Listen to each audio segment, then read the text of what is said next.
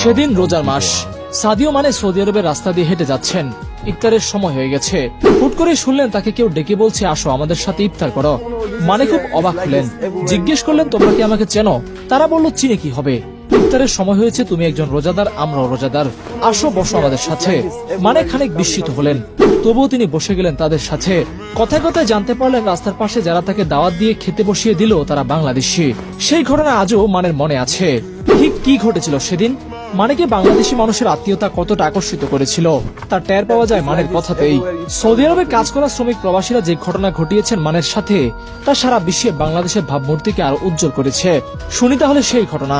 Football ফ্যানরা মানেকে চেনেন এক নজরেই, কিন্তু বাহিরের দেশে কাজ করতে যাওয়া শ্রমিকরা তাকে চিনতেন না, চেনার কথাও না।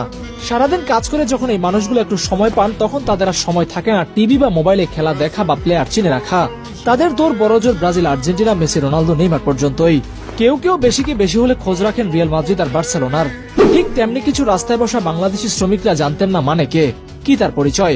অথচ সেই অপরিচিত মানুষটাকেই তারা ইফতার করতে ডাক দিলেন, বসালেন, নিজের খাবার ভাগ করে দিলেন। পরিচয় কিংবা মর্যাদা নয় মানুষের প্রতি